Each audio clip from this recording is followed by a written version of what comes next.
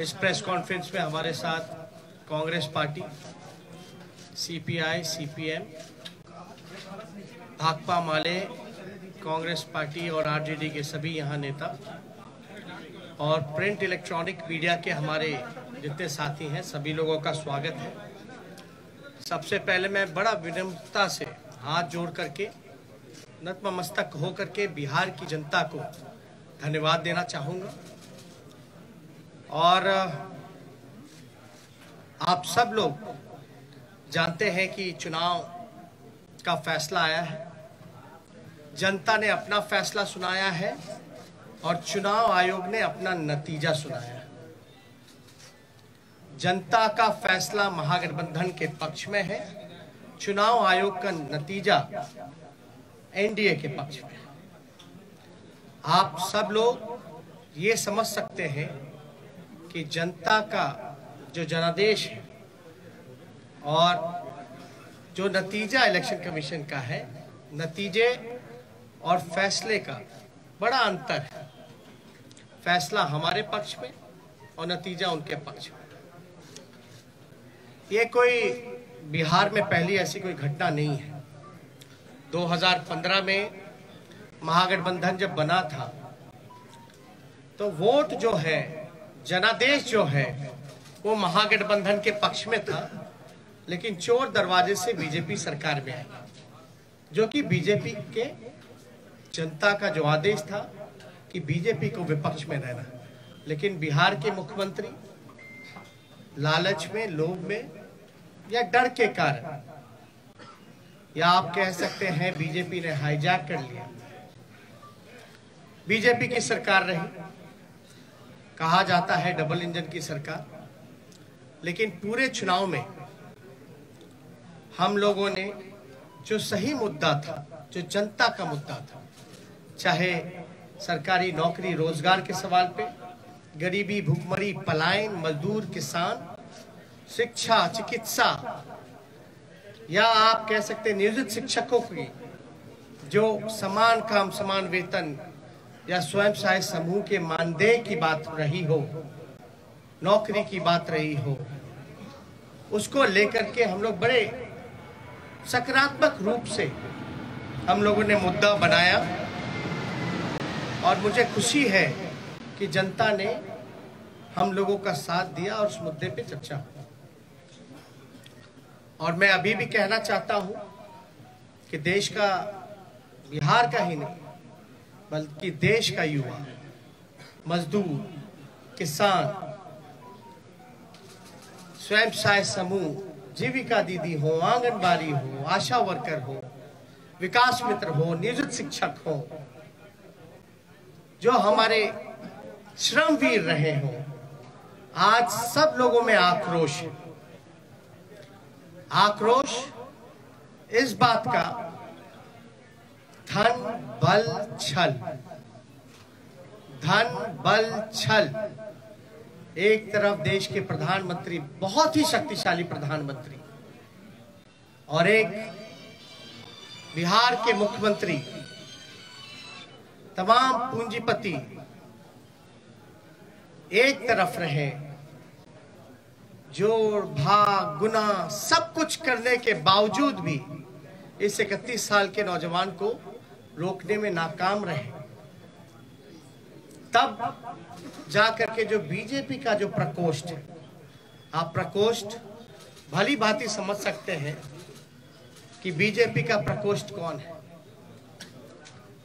BJP के प्रकोष्ठ ने जोड़ भाग गुना सब कुछ किया, फिर भी राष्ट्रीय जनता दल को सिंगल लार्जेस्ट पार्टी होने से रोक नहीं पाई।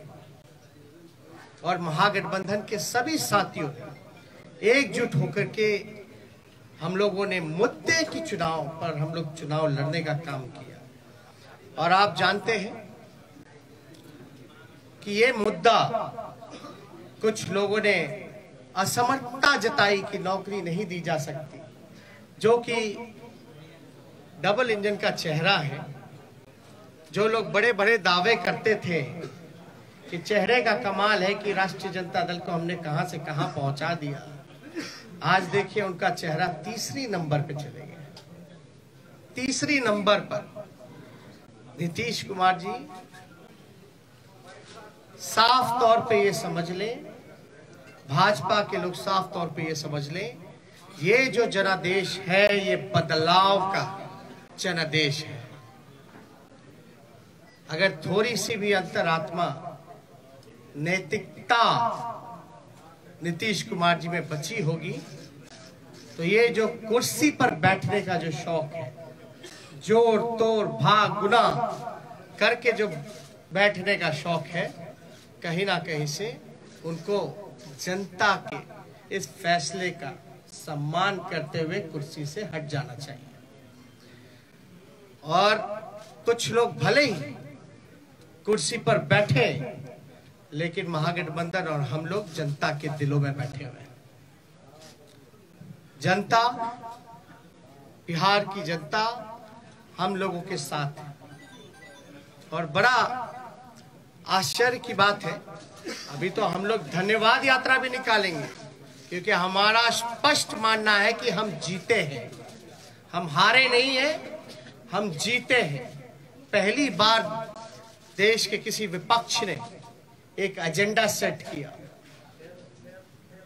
और ये जो नतीजा आया है ये हमारे पक्ष में फैसला है और नतीजा जो उनके पक्ष में। लेकिन क्या ये सवाल खड़ा होता है कि देश के खासतौर पे बेरोजगारी, जहां बिहार में 46.6% है, जहां मुख्यमंत्री असमर्थता जताते हैं कि नौकरी नहीं दे सकते, तो क्या बिहार का जनता रोजगार नहीं चाहता? बिहार की जनता सरकारी नौकरी नहीं चाहता? ये सवाल खड़ा करता है।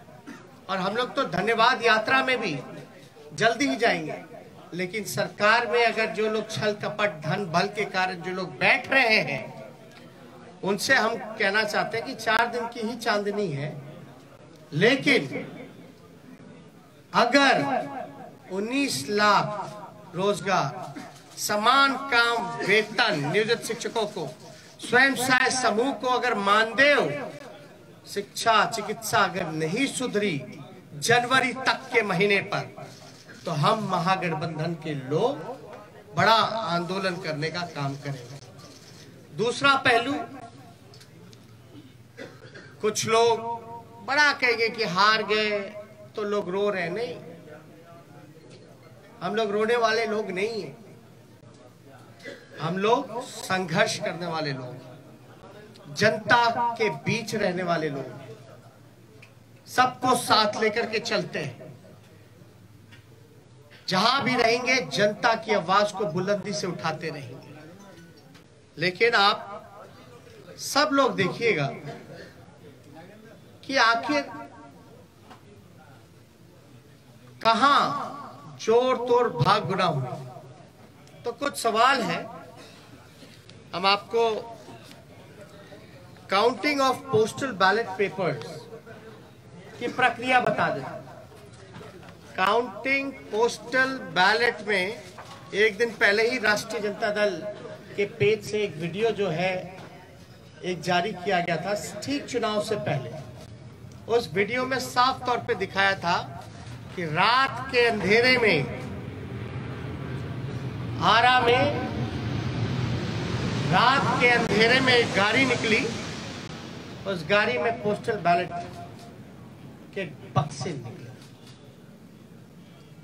चुनाव आयोग बताए कि रात में कोई भी ट्रांसपोर्टेशन, चुनाव के वोट बक्से कोई इधर से उधर ले जाया जा सकता है, नहीं ले जाया।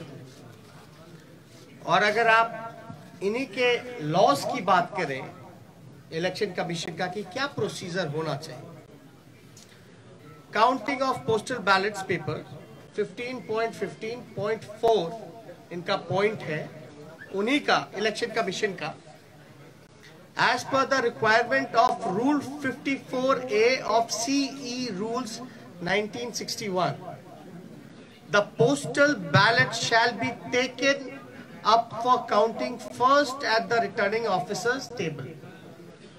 मतलब पोस्टल बैलेट की गिनती जो है उसकी प्रक्रिया पहले होनी चाहिए। साफ तौर पे इसमें लिखा है।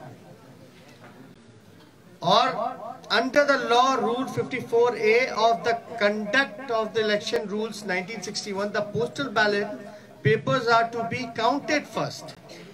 It is clarified further that it is not necessary to wait for the counting of postal ballots to be completed before counting of votes recorded in EVM starts.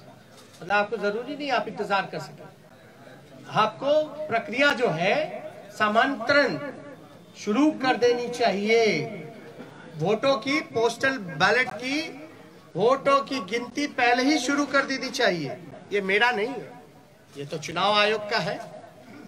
After a gap of 30 minutes from the commencement of counting of postal ballot papers, the counting votes of EVM can start. और 30 minute के बाद आप EVM की जो प्रक्रिया है वो चालू कर सकते हैं। Counting of postal ballot papers shall be done at returning officer's table. All postal ballot papers received by returning officer should be brought before him, her. Only such postal ballot papers are received before the hour fixed for commencement of the counting shall be counted. तो इसमें